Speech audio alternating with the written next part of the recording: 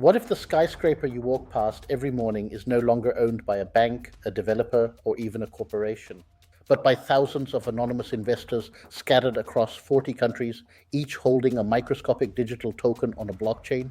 That future is already here, but it comes with caveats the headlines never tell you. I'm Dr. Usman Zafar. Today we're going deep on hyper-financialized real estate, the convergence of smart building technology, blockchain tokenization, and global capital flows. And we're going to do it honestly, the real progress, the real limitations, and the real risks. Because this story is fascinating enough without the hype. Let's start with what's actually happening inside modern commercial buildings right now, because this part of the story is rock solid. In advanced corporate districts, developers are deploying facility management control towers. These are centralized platforms that pull real-time data from thousands of IoT sensors. HVAC systems, occupancy detectors, security cameras, energy meters, and use that data to make the building dramatically more efficient. Here's a concrete example. If a floor is running at 20% occupancy at 9 a.m., the system can automatically power down lighting and climate in empty zones. Research shows this type of dynamic energy management can cut total electricity consumption by 10 to 20% in commercial buildings. The technology behind this is called a digital twin, a real-time virtual replica of the physical building, constantly updated by sensor feeds. It lets facility managers simulate scenarios. What happens to energy costs if we add 200 people on floor 7? Before they ever happen. Now, and this is important, the original vision of buildings that change their rent prices by the minute, that's still largely aspirational. What is real is that occupancy data is increasingly informing leasing strategy. The building isn't a stock ticker yet, but it is becoming an optimization engine. Now let's talk about the part of this story that generates the most excitement and the most confusion. Real estate tokenization.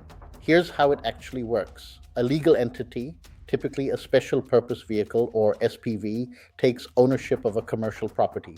That SPV then issues digital tokens on a blockchain, each representing a fractional equity or debt interest in the SPV. And here's the legal reality. You are almost never buying a fraction of the building itself. You're buying a stake in the company that owns the building. That distinction matters enormously when it comes to your rights, your protections, and what happens if things go wrong. That said, the growth here is real. By 2025, tokenized real estate assets globally surpass $10 billion in value.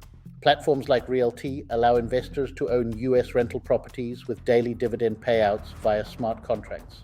Dubai launched a major pilot in 2024. For the first time, a retail investor in Singapore or Lagos can gain exposure to a premium downtown office asset.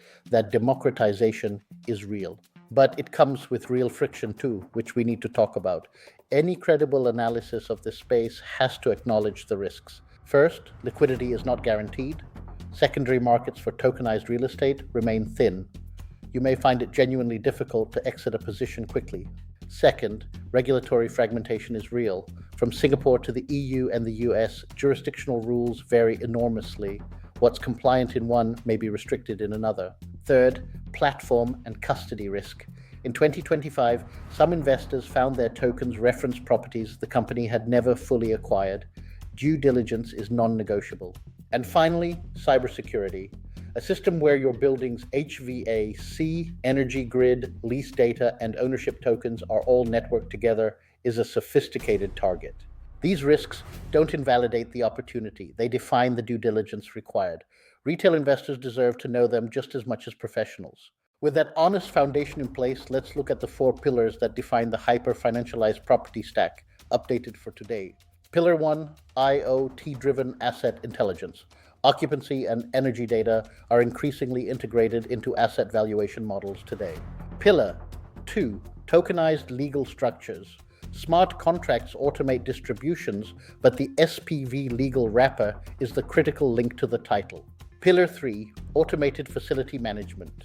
AI-driven systems optimizing energy and maintenance without disrupting occupants is now the benchmark.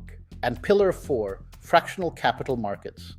This is an emerging infrastructure where liquidity and regulatory clarity are still maturing. The physical world is becoming more liquid. This convergence is creating a paradigm that is more efficient and global than anything from 10 years ago. But the most important question is, on what terms, Who ensures the city remains a place for its community, not just a balance sheet for global capital? Your edge isn't just knowing the opportunity, it's understanding the legal structures, the regulatory landscape, and the real risks. That's what separates informed participants. I'll be going deeper on each of these pillars in the weeks ahead. Subscribe so you don't miss it. Drop your questions below. I'm Dr. Usman Zafar. See you in the future.